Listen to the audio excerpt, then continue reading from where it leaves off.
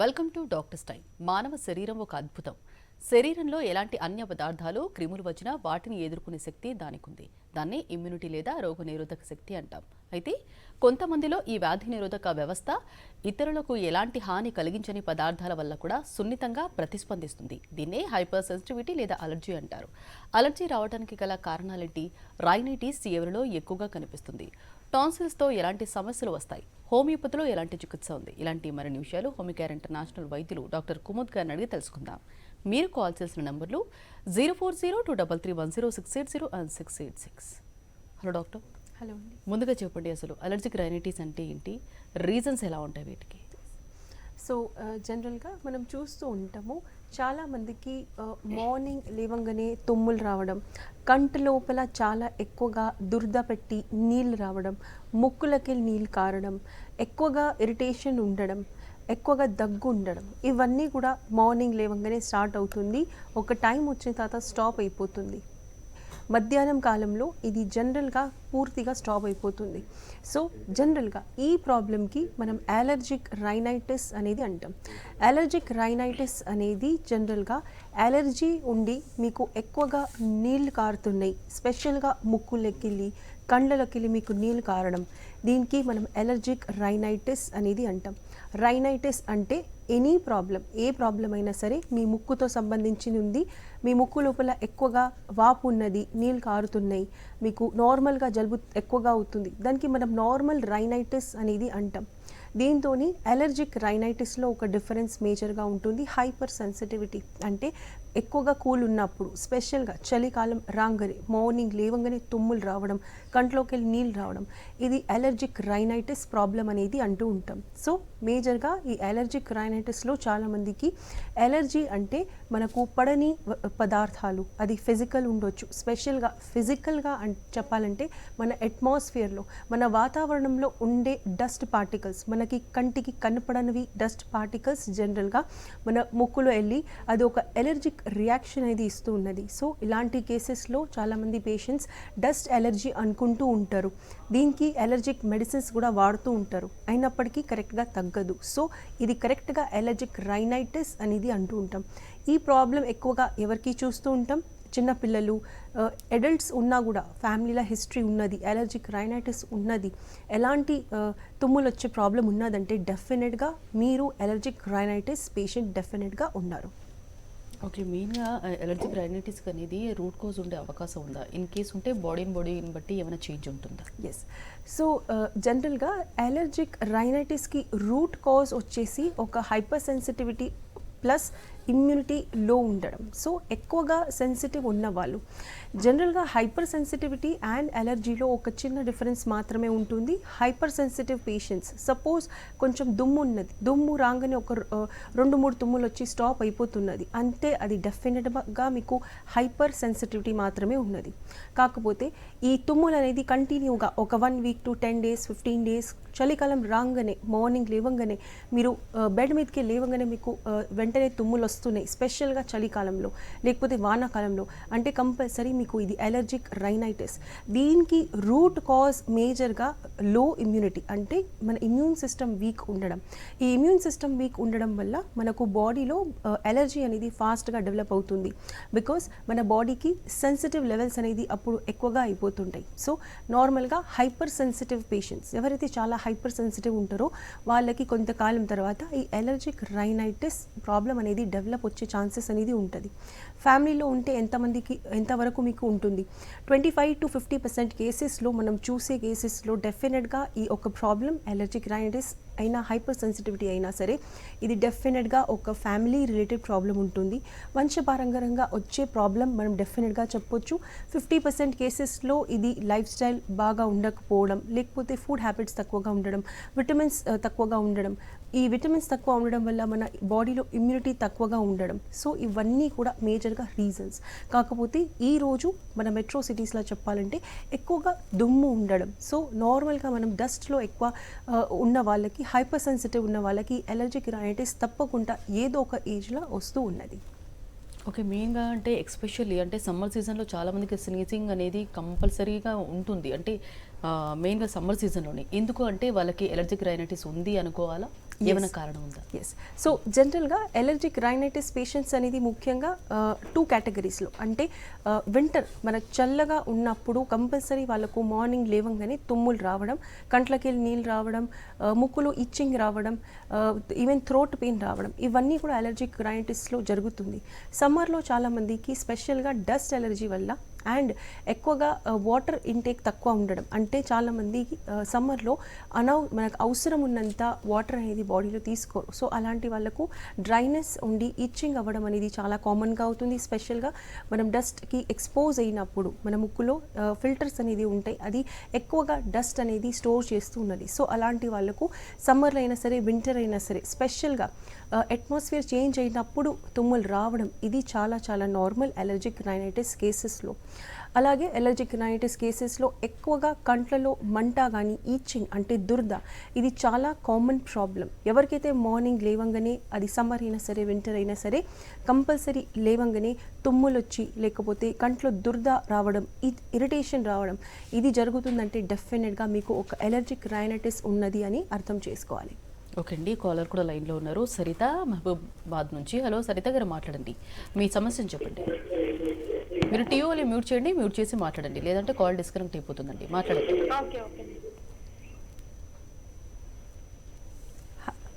Hello చెప్పండి.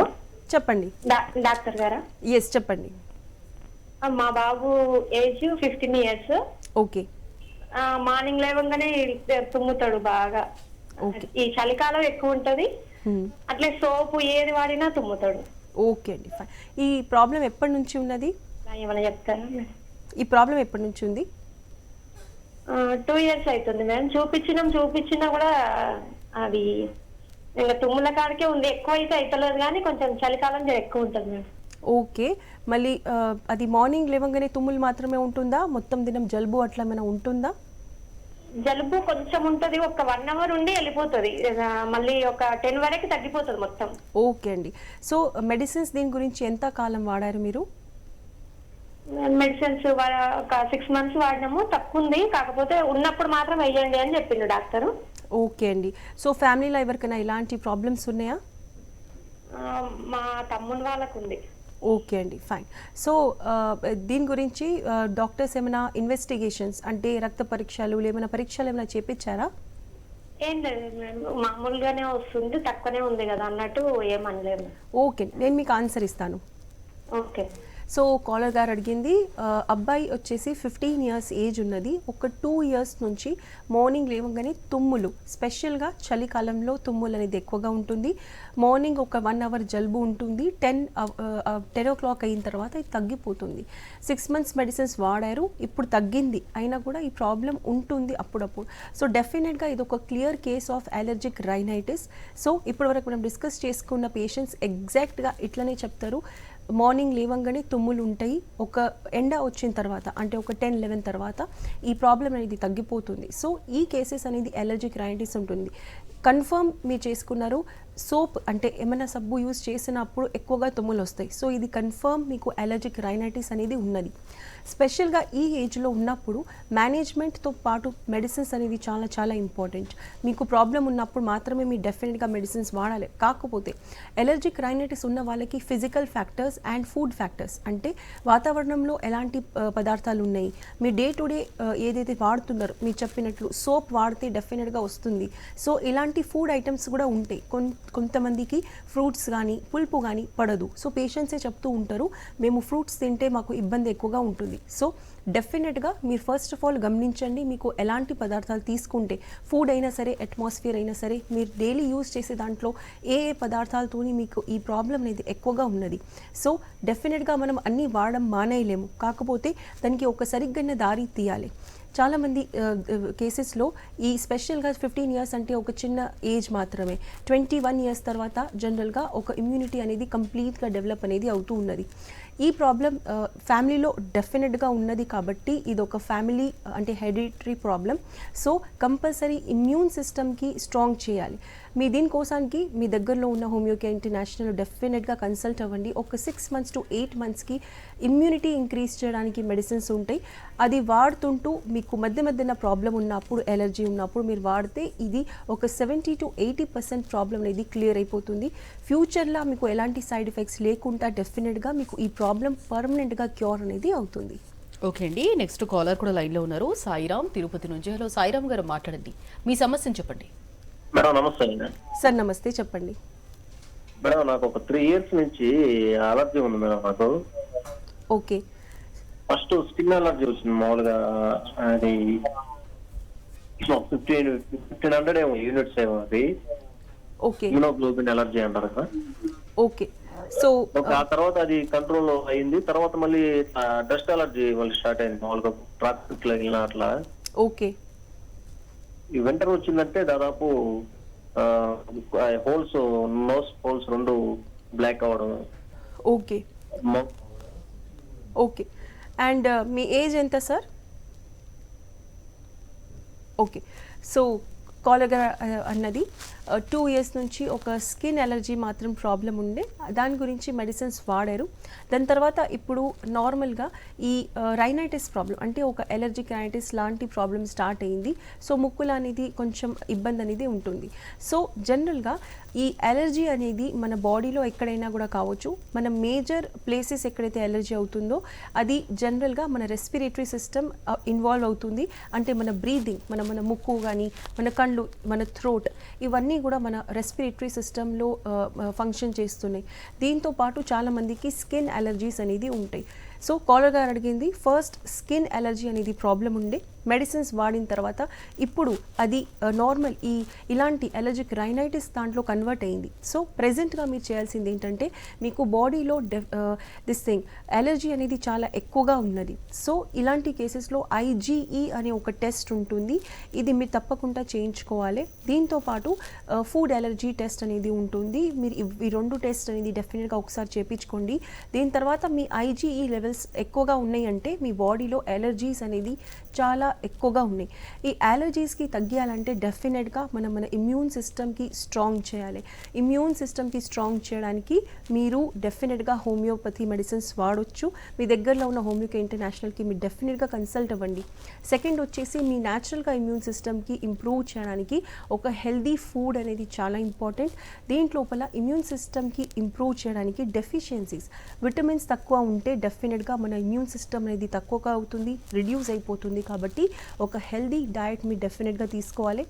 And మీకు allergy అనేది ప్రెజెంట్గా స్పెషల్గా మార్నింగ్ టైంలో మీరు లేవంగానే ఎక్కువగా కోల్డ్ ఎయిర్ అంటే చల్ల గాలికి మీరు ఎక్స్పోజ్ అవుతే ఈ ఎలర్జీ ప్రాబ్లం అనేది ఇంక్రీజ్ అవుతుంది. దీంతోపాటు మీరు గమనించండి, మీకు ఫుడ్లో ఏమైనా పదార్థాలు తీసుకున్నప్పుడు ఇబ్బంది అవుతుందంటే అది మీరు ప్రాబ్లం ఉన్నప్పుడు లేకపోతే కొన్ని రోజులు మానేస్తే మీకు ఎలర్జీ అనేది వెంటనే తగ్గిపోతుంది. సో నెక్స్ట్ కాలర్ కూడా లైన్లో ఉన్నారండి. నాగరాజు విజయవాడ నుంచి. హలో నాగరాజు గారు, మాట్లాడండి, మీ సమస్యను చెప్పండి. మేడం నమస్తే. మేడం నమస్తే సార్, చెప్పండి. మేము అంటే డైలీ 3 hours జర్నీ చేస్తానండి నేను. ఓకే దానివల్ల నాకేంటంటే ఇది మార్నింగ్ టైంలో చల్ల గాలి వల్ల తుమ్ములు, దగ్గులు వస్తుంటాయండి. Okay sir. ముట్టి కొంచెం జలుబులాగా కారుతా ఉంటుంది. ఓకే, దురద ఉంటుందా? ఇచ్చింగ్ ఏమన్నా? ఇచ్చింగ్ అంటే దగ్గరలో ర్యాషెస్ వస్తాయండి. ఓకే, ఈ ప్రాబ్లం ఎప్పటి నుంచి ఉంది సార్ మీకు? 1 year నుంచి ఉంది మేడం. ఓకే, మీ ఏజ్ ఎంత? మీ ప్రొఫెషన్ ఎగ్జాక్ట్గా మీరు ఏం చేస్తారు? నేను అసిస్టెంట్ ప్రొఫెసర్ అండి, మా కాలేజీలో చెప్తాను, ఇంజనీరింగ్ కాలేజీ. ఓకే, అండ్ ఫ్యామిలీలో ఇలాంటి ప్రాబ్లమ్స్ ఎవరికైనా ఉన్నాయా సార్? ఎవరికి లేవండి. ఓకే, సో మీరు 1 year నుంచి ప్రాబ్లంతో సఫర్ అవుతున్నారు. డాక్టర్ దగ్గర మీ కన్సల్ట్ చేపిస్తే మీ డాక్టర్స్ ఏమన్నారు? ఇన్వెస్టిగేషన్స్ ఏమైనా జరిగినాయా? నేను చూయించలేదండి. గుంటూరులో మామూలుగా డాక్టర్ బాబురావు గారి దగ్గర చూయించాను. ఓకే, అప్పుడు మెడిసిన్స్ వాడుకున్నప్పుడు బాగానే ఉంది, తర్వాత ప్రాబ్లం రిపీట్ అవుతుంది. ఓకే సార్, మీ ఎగ్జాక్ట్ ఏజ్ ఎంత ఇప్పుడు? 30 years. ఓకే అండి, ఫైన్. సరే, వేరే మెడిసిన్స్ ఏమైనా వాడుతున్నారా? మీ మెడిసిన్స్ అయినా సరే, నార్మల్ విటమిన్స్ కానీ ఏ ప్రాబ్లంకి అయినా కూడా? అంటే ఏమో వాడట్లేదండి. సిట్రిజన్ ఎప్పుడన్నా వచ్చినప్పుడు అంటే 15 మినిట్స్ 20 మినిట్స్ ఉంటది ప్రాబ్లము. తర్వాత మళ్ళీ క్యూర్ అవుతుంది. క్యూర్ అయిన తర్వాత మళ్ళీ ఎప్పుడన్నా ఒక 3 డేస్ కి 4 డేస్ కి మళ్ళీ అలా రిపీట్ అవుతూ ఉంటుంది. డైలీ ఉండదు మళ్ళీ నాకు. డైలీ ఉండదు. Okay sir. అండ్ ఇది ఏ సీజన్లో ఎక్కువగా ఉంటుంది? సమ్మర్గా, వింటర్లా, ఎలాంటి సీజన్లో? వింటర్ లోనే ఎక్కువగా. వింటర్లో. ఓకే అండి, ఫైన్. సరే, నేను మీకు అంటే ఆన్సర్ ఇస్తాను. చల్లగాలి తగిలిన చల్లగాలి. Okay sir, fine. నేను మీకు ఆన్సర్ ఇస్తాను సార్. సో కాలర్ గారు అడిగింది అరౌండ్ ఒక 30 ఇయర్స్ ఏజ్ ఉన్నది. ట్రావెలింగ్ అనేది చేస్తూ ఉంటారు. మార్నింగ్ 3 అవర్స్ అనేది ట్రావెల్ చేస్తూ ఉంటారు. చలికాలంలో ఒక 1 ఇయర్ నుంచి ప్రాబ్లం అనేది స్టార్ట్ అయింది. కంపల్సరీ మార్నింగ్ 3-4 డేస్కి ఒక్కసారి ఎక్కువగా తుమ్ములు వచ్చి ఇబ్బంది అనేది ఉంటుంది. సో ఇది స్పెషల్గా చలికాలంలో ఎక్కువగా అవుతుంది. సో ఇది డెఫినెట్గా ఎలర్జిక్ రైనైటిస్ కేస్. ఈ కేసులో మీకు ఇప్పుడిప్పుడే స్టార్ట్ అయింది. ఇట్ మీన్స్ మీకు ఇమ్యూన్ సిస్టమ్ అనేది కొంచెం మామూలుగా రిడ్యూస్ అయింది, వీక్ అయ్యింది. దీంతో పాటు ఇది ఎలర్జీ డెఫినెట్గా ఉన్నది. సో మీరు సెట్రిజన్ వాడుతున్నారు అప్పుడప్పుడు. సో దీనికి ఫస్ట్ ఆఫ్ ఆల్ మీరు ఒక్కసారి బ్లడ్ టెస్ట్ అనేది చేయించుకోండి. దీంట్లోపల thyroid and IgE and normal CBC ఇవి 3 కూడా మీరు బ్లడ్ టెస్ట్ చేయించుకోండి. అండ్ జనరల్గా ఇది మేజర్గా ఇప్పుడు మీకు 1 ఇయర్ నుంచి స్టార్ట్ అయింది కాబట్టి మోడరేట్, చాలా మైల్డ్గా ఉన్నది. ఫ్యూచర్లో ఒక 2 ఇయర్స్ 3 ఇయర్స్ లేకపోతే 5 ఇయర్స్ తర్వాత depending upon me immune system ఎంత వీక్ అవుతుందో, ఎవ్రీ ఇయర్ మన ఇమ్యూన్ సిస్టమ్ కొంచెం వీక్ అనేది అవుతూ ఉంటుంది. సో ఇది మీరు ఫ్యాక్టర్స్ అనేది కన్సిడర్ చేసుకొని మీరు డాక్టర్ దగ్గర రిపోర్ట్స్ తీసుకొని వెళ్ళండి. డెఫినెట్గా వెళ్ళండి. స్పెషల్గా ఇలాంటి కేసెస్లో మీకు ఇప్పుడు ఓన్లీ వింటర్స్లో మాత్రమే అవుతుంది కాబట్టి మీరు వింటర్లో అట్లీస్ట్ ఒక 3 months to 6 months me immune సిస్టమ్కి ఇంప్రూవ్ చేయడానికి ఒక హెల్దీ డైట్ మీరు తీసుకోవాలి. అండ్ మెడిసిన్స్, స్పెషల్గా మీరు హోమియోపతి మెడిసిన్స్ వాడితే మీ ఇమ్యూన్ సిస్టమ్ అనేది ఎవ్రీ ఇయర్ ఏదైతే తగ్గుతుందో అది నార్మల్గా ఉంటుంది. ఇది ప్రాబ్లం నెక్స్ట్ ఫ్యూ ఇయర్స్లో డెఫినెట్గా ఎక్కువ అయ్యే ఛాన్సెస్ ఉన్నది. మీరు ఏదైతే మెడిసిన్స్ వాడుతున్నారో అది మీరు ఓన్లీ ఎక్స్ట్రీమ్ అంటే చాలా ఎక్కువ ప్రాబ్లం ఉంటే మాత్రమే వాడాలి. సెకండ్ థింగ్, దీనికి సిటీ స్కాన్. జనరల్గా చాలామందికి ఈ ఎలర్జిక్ రైనైటిస్ ఫ్యూచర్లో సైనస్లో కన్వర్ట్ అనేది అవుతుంది. సో అప్పుడు మీకు సైనస్ కూడా స్టార్ట్ అయింది. అది మీరు ఎట్లా అర్థం చేసుకుంటారంటే మీకు హెడేక్, మీకు మీ నోస్ దగ్గర, మీకు కళ్ళ దగ్గర మీకు కొంచెం పెయిన్ అనేది ఉంటుంది. సో ఫ్యూచర్లో ఈ కండిషన్ వచ్చే ఛాన్సెస్ అనేది ఉన్నాయి. ఫ్యామిలీలో ఎవరికి లేదు కాబట్టి స్లోగా వచ్చే ఛాన్సెస్ ఉన్నాయి, బట్ డెఫినెట్గా వచ్చే ఛాన్సెస్ అనేది ఉన్నాయి. సో అలాంటి టైం అప్పుడు మీకు సపోజ్ హెడేక్ కూడా వస్తున్నది అంటే మీరు డెఫినెట్గా సిటీ స్కాన్ అనేది కూడా చేయించుకోవాలి. సిటీ స్కాన్ అంటే సైనస్కి సిటీ స్కాన్ అనేది చేస్తూ ఉంటారు. దాంట్లోపల ఎగ్జాక్ట్గా మీకు ఓన్లీ ఎలర్జీ మాత్రమే ఉందా సిటీ స్కాన్లో, లేకపోతే సైనస్ ప్రాబ్లం కూడా ఉందా, అది కరెక్ట్గా అర్థమవుతుంది. సో ఈ blood test and CT scan depending upon me condition మీరు డెఫినెట్గా చేయించుకోండి. ఇమ్యూన్ సిస్టమ్కి ఇంప్రూవ్ చేయడానికి మంచి హెల్దీ ఫుడ్ అండ్ కొంతకాలం కోసానికి హోమియోపతి వాడితే మీకు ఫ్యూచర్లో అనేది ఈ ప్రాబ్లం డెఫినెట్గా రాదు. ఓకే అండి, నెక్స్ట్ కాలర్ కూడా లైన్లో ఉన్నారు. అప్పలనాయుడు వైజాగ్ నుంచి. హలో అప్పలనాయుడు గారు, మాట్లాడండి. మీ సమస్య చెప్పండి. సార్ నమస్తే సార్. నమస్తే అండి మేడం గారు. చెప్పండి. ఒక సంవత్సరంన్నర నుంచి నాకు ముక్కులో కొంచెం బ్లాక్ అవుతుందండి. ఓకే. అది ఎండాకాలం శీతాకాలం ఏం లేదండి, ఎప్పుడైనా అలా బ్లాక్ అయిపోయి ఉండిపోతుంది. దానికి నేను స్ప్రేలు ఇది వస్తే 1-2 గంటలు రిలీఫ్ ఉంటుంది, మళ్ళీ మామూలుగా అయిపోతుందండి. ఓకే. ఈ ప్రాబ్లం ఎన్ని ఇయర్స్ నుంచి ఉన్నది? దీనికి మీరు మెడిసిన్స్ ఏమైనా వాడుతున్నారా? ఇది సంవత్సరంన్నర పెట్టి ఉందండి. నేను ఈఎన్టీకి చూపించానండి. ఓకే, ఏం చెప్పారు? ఏంటి ఏం చెప్పారు సార్? మీకు ప్రాబ్లం ఏముంది ఏమైనా చెప్పారా? లైట్ గా సైనస్ ఎంటర్ అయింది అని చెప్పారండి. టాబ్లెట్లు అవి రాశారు కానీ నాకు ఏం తగ్గట్లేదండి. Okay sir. సో మీకు నైట్ ఏమైనా ఇబ్బంది అవుతుందా? నైట్ కూడా నేను స్ప్రే చేసుకున్నాను అనుకోండి, 2-3 గంటలు రిలీఫ్ ఉంటుంది, మళ్ళీ బ్లాక్ అయిపోతుంది. మళ్ళీ స్ప్రే చేసుకుంటే మళ్ళీ తెల్లవారు వరకు కాస్తుంది, మళ్ళీ అలా అనమాట. ఓకే సార్, నేను మీకు ఆన్సర్ ఇస్తాను. సో కాలర్ గారు అడిగింది ఒక 1 to 2 ఇయర్స్ నుంచి నేజల్ బ్లాక్ అనేది ప్రాబ్లం అవుతుంది. సో కంటిన్యూస్గా స్ప్రేస్ అనేది వాడాల్సి వస్తుంది. డాక్టర్ దగ్గర చూపించుకున్నారు, సైనస్ ప్రాబ్లం ఉన్నదని చెప్పారు. సో జనరల్గా ఈ సైనస్ ప్రాబ్లంలో ఎగ్జాక్ట్గా మన ఐస్ అండ్ మన నోస్ దగ్గర సైనసెస్ అనేది ఉంటాయి. ఈ సైనసెస్ అనేది ఎయిర్ ఫిల్డ్ పాకెట్స్ ఉంటాయి మన రెస్పిరేషన్కి నార్మల్గా ఫ్లో స్మూత్గా ఉండడానికి. కాకపోతే ఎప్పుడప్పుడు ఈ దీంట్లోపల బ్యాక్టీరియల్ ఇన్ఫెక్షన్ అనేది అవుతుంది. సో ఈ బ్యాక్టీరియల్ ఇన్ఫెక్షన్ అయినప్పుడు దాంట్లో లోపల వాటర్ అంటే ఫ్లూయిడ్ అనేది ఫామ్ అవుతుంది. సో గాలి ఉండకుండా నార్మల్గా దీంట్లో ఫ్లూయిడ్స్ అనేది ఉంటుంది. ఆ కండిషన్లో మన ప్రాబ్లం అనేది సైనసైటిస్ ప్రాబ్లం అనేది అంటుంటారు. సో సైనసైటిస్ ప్రాబ్లంలో మీరు చెప్పినట్టు డెఫినెట్గా నోజ్ బ్లాక్ అనేది ఉంటుంది. సెకండ్ వచ్చేసి మామూలుగా హెడేక్ అనేది ఉంటుంది, చాలామందికి ఈచింగ్ కూడా ఉంటుంది, అండ్ ఇట్లనే బ్రీదింగ్ ప్రాబ్లం అవుతుంది. కాబట్టి చాలామంది స్ప్రేస్ అనేది వాడుతూ ఉంటారు. సో మీరు ఒక్కసారి సిటీ స్కాన్ సైనస్ అనేది చేయించుకోండి. మీకు ఎగ్జాక్ట్గా సైనస్ ప్రాబ్లం ఎంత వరకు ఉన్నది, సివియారిటీ ఎంత ఉంది అది మీకు కరెక్ట్గా తెలుస్తుంది. దీంతో పాటు లోపల ఏమైనా పాలిప్స్, జనరల్గా మన ముక్కు లోపల వెనక సైడ్ చాలామందికి పాలిప్స్ అనేది ఫామ్ అవుతూ ఉంటాయి. పాలిప్స్ అంటే ఎక్స్ట్రా గ్రోత్, మన స్కిన్ అనేది కొంచెం గడ్డలాగా కడుతుంది. ఆ గడ్డలకి మనం పాలిప్స్ అనేది అంటూ ఉంటాం. సో ఈ పాలిప్స్కి రావడానికి చాలా కారణాలు ఉంటాయి. ఫ్యామిలియల్ ఉంటుంది, లేకపోతే చాలామందికి ఇది ఎలర్జిక్ రైనైటిస్ ఎక్కువగా ఉన్నప్పుడు ఈ కాంప్లికేషన్ వచ్చేసి పాలిప్స్లో కన్వర్ట్ అవుతుంది. కాకపోతే ఆ పాలిప్స్ నార్మల్గా చిన్న సైజు ఉన్నప్పుడు ఇలాంటి స్ప్రే కానీ మెడిసిన్స్ కానీ యూస్ చేస్తే క్లియర్ అయిపోతుంది. సో డెఫినెట్గా మీరు ఒక్కసారి సిటీ స్కాన్ అనేది చెప్పించుకోండి.